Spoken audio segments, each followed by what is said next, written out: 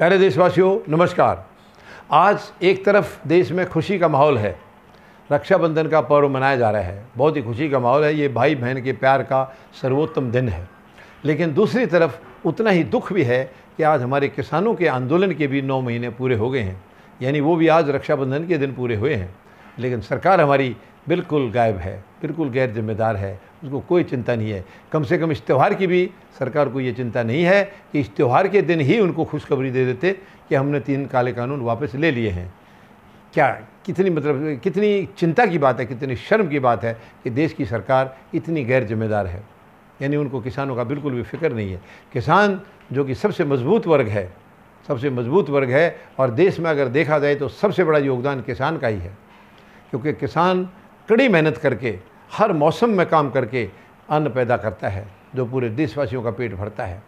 और उसके साथ कई बार ऐसे हालात आ जाते हैं उसके सामने कि अपनी बेटी की शादी करनी है और उसके पास पैसा नहीं होता है।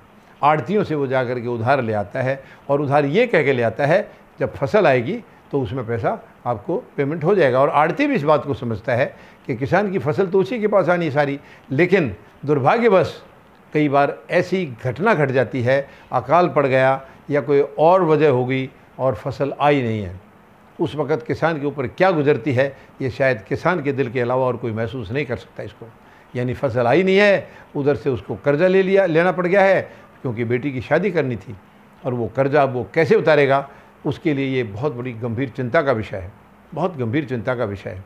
लेकिन अब किसान इस मजबूती के साथ आगे बढ़ रहे हैं आंदोलन को लेकर के, क्योंकि उनको ये महसूस हो चुका है कि ये सरकार तुम्हारी कहीं भी सुनने वाली नहीं है, क्योंकि गैर जिम्मेदार सरकार है। तो अब किसान बहुत अलग अलग रणनीति अपनी, हर हफ्ते में एक दो बार इनकी संयुक्त किसान मोर्चा की मीटिंग हो रही है, और मीटिंग में ये अलग अलग रणनीति बना रहे हैं। 5 राज्यों में अभी कुछ महीने पहले चुनाव संपन्न हुए थे, और अब कुछ महीने बाद 5 राज्यों में फिर चुनाव होने वाले हैं। और किसानों ने ठान लिया है कि बीजेपी को किसी भी राज्य में आगे चुनाव जीतकर आने नहीं देना है, क्योंकि ये किसानों को जिसने इतना दर्द दे दिया वो बाकी किसी भी वर्ग को छोड़ेंगे नहीं। वैसे दर्द तो वो पूरे देश को दे रहे हैं। 7.25 साल हो गया उन्होंने देश को कोई भी दर्द के अलावा कुछ भी आज तक दिया नहीं है, आज तक कुछ नहीं दिया, क्योंकि इनके पास है ही दर्द। ये देश को दर्द ही देते हैं, आज़ादी के टाइम से लेकर आज तक ये लोग दर्द देते आए हैं। आरएसएस का एजेंडा चल रहा है, सरकार आरएसएस के इशारे पर चल रही है, और आरएसएस हमेशा से अंग्रेज़ों का साथ था, देश के साथ कभी आए नहीं है। लेकिन अब किसानों ने ये अपनी एक प्राथमिकता बना ली है कि काले कानून अभी इमीडिएटली ये रद्द करें या ना करें, लेकिन हमें सरकार को रद्द करना होगा, वरना ये सरकार बहुत बड़ा नुकसान करेगी। देश का बहुत नुकसान हो चुका है, लेकिन जो बचा है कम से कम उसको बचाया जाए। इसलिए अब किसानों ने ठान लिया है, और 5 सितंबर को बहुत बड़ी पंचायत मुजफ्फरनगर में बुला रखी है, और इस पंचायत के अंदर पूरे देश भर के किसान आएंगे, पूरे देश भर के, कोई भी राज्य से किसान छूटेंगे नहीं। पूरे देश भर से लाखों किसान वहाँ पर इकट्ठे होंगे, और बहुत बड़ी आगे की कड़ी रणनीति का वहाँ पर उद्घाटन, मतलब उसका अनाउंसमेंट की जाएगी, उसके बारे में बताया जाएगा। और आने वाली राजनीति सचमुच राजनीतिक दलों के लिए भी देखने वाली होगी।